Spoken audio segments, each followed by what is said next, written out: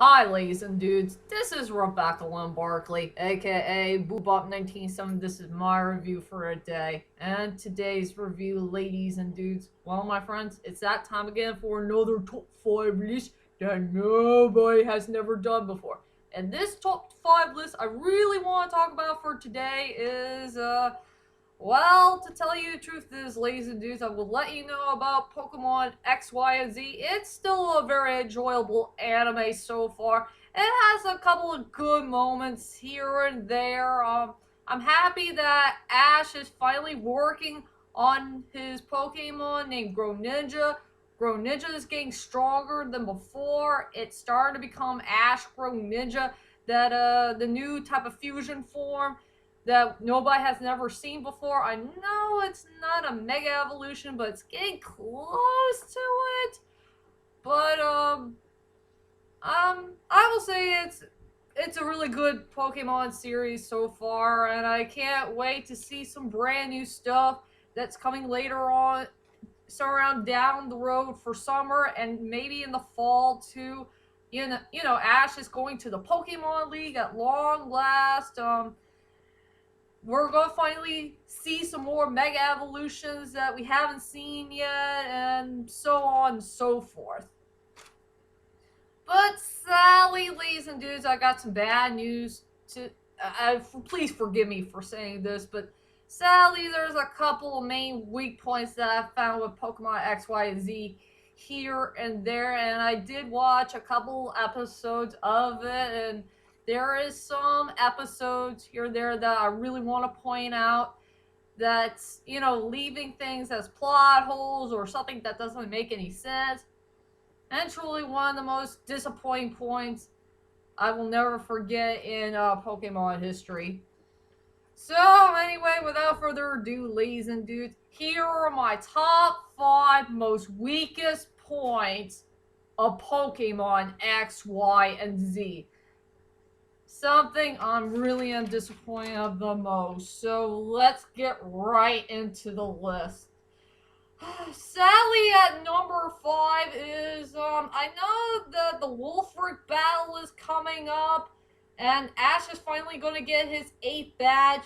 But the most disappointing point about number 5 is there's only one Pokemon who never got a chance to have its very first gym battle. This is one thing I'm upset about.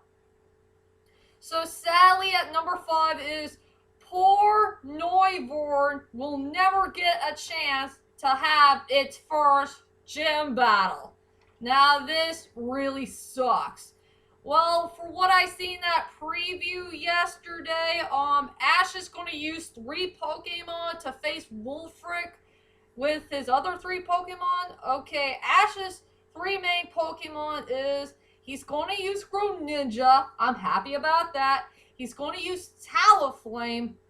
And this last one is that spoiled, arrogant, bratty Pokemon Pikachu. Why Pikachu? Pikachu had too many spotlights here and there in gym battles, if you know what I mean. I just wish Noivern should have its one important moment in a gym battle. And it will suck for that Ash is not going to use it for its last and final gym battle. It really does suck. I wish Ash should never use Pikachu for that spotlight. I want to see Noivern have its moment to shine. I want to see that Pokemon, to have its first gym battle so badly. Look at Goodra. Remember Goodra at the 5th gym battle where he faces Clement? Oh yeah, I will never forget Goodra's best moment ever for defeating Luxray. That was a great epic moment. But sadly, that was the first and final time that Goodra will ever have a gym battle. And sadly, we will never see Noivern to have its very first gym battle. And it sucks. I wish I know what the writers were thinking. I just wish the writers should have thought about maybe Ash should not use Pikachu at all. Let's just add Noivern to the gym battle because Noivern had never got a chance to to have its first moment in gym battle yet, and yeah, I wish those people should have thought about it before they think about which Pokemon that will fit well to the last and final gym battle, if you know what I mean. So yeah, poor Noivern will never have its first gym battle. It deserves to be at number 5. Coming at number 4, here's another disappointing point that I did point out for Pokemon X, Y, and Z. And thanks to Professor Sycamore, if you guys remember the final episode of Pokemon XY where he gave Ash and Serena those new Pokedex, and he did explain about that you will use your Pokedex to discover some new things here and there about Mega Evolution Pokemon. So anyway, for number 4 is Ash and Serena forgot to use their Pokedex for studying and discovering Mega Evolutions. It really does suck, and I think that the writers forgot to write something down about if Ash and Serena are going to discover brand new Pokemon that they never seen before, that they're going to have their own Mega Evolutions and study about the brand new attacks or getting to know what types they are and all that stuff. Yeah, Ash and Serena forgot to use their Pokedex so they could study and discover about Mega Evolutions. Since, how many? I think we'll see like 2 or 3 Pokemon so far in Pokemon XYZ, but there will be more of it very, very soon in the future.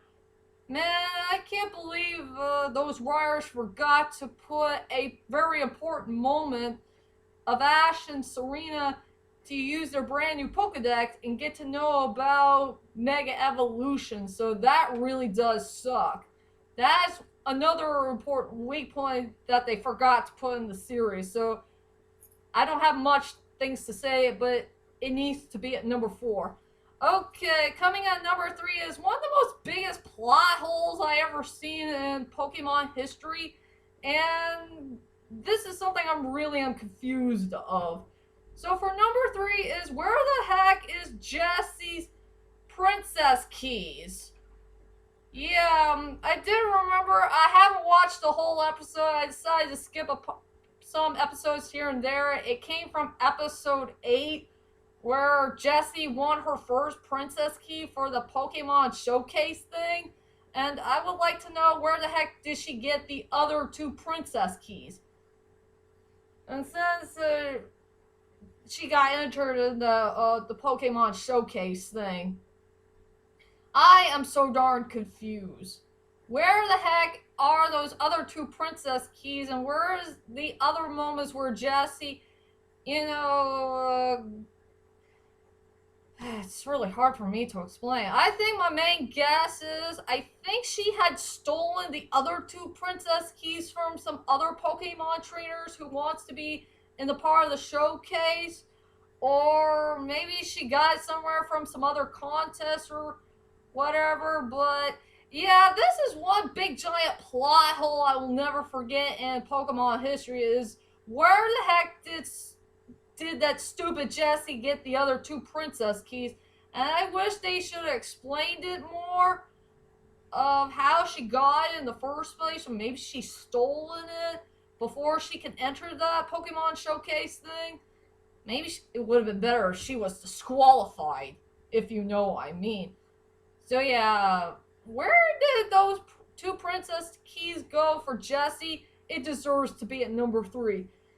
And sadly, for number 2 is that Team Flare is not getting much spotlight to the Pokemon series. I really want to see Team Flare to have a big role in this anime so badly.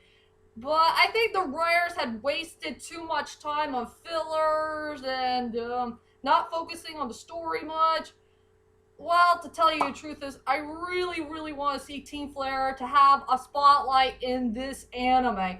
I want to get to know these villains and the reason why they're chasing after these cute little innocent Pony-chans and what their plans are and Why is Alon getting involved in this mess and all that stuff? I mean, I want to get to know more of Team Flare, and since it should have been the Team Flare saga, so we could get to know these guys and get to know their storylines, their personalities and attitudes, and get to know that leader of Team Flare, and get to know what kind of plans that he's going to do in the Kalos region. Yeah, that's another big weak point that we will never forget in Pokemon history. So please, writers, whoever you people are, give Team Flare a frickin' spotlight to the series. Stop giving them small roles, for goodness sakes. That really makes me mad. So yeah, Team Flare not getting much spotlights in this series deserves to be at number 2. And finally, the biggest disappointment of all time for the number 1 spot of the reason why the Pokemon X, Y, and Z had so many bad weak points so far for the series is that Team Rocket is still there in Pokemon X, Y, and Z. What the hey? I am sick and tired of Team Rocket. They are nothing but troublemakers. They are nothing but immature little brats. They are nothing but twerps. And they have no rights to be in this friggin' spotlight. Writers, what the heck were you thinking? Hey, those stupid idiots in your show. They have no rights to be in this series at all. And I don't care what that psychic lady says if Team Rocket will be a part of this mess that Ash and his friends are going to get involved in.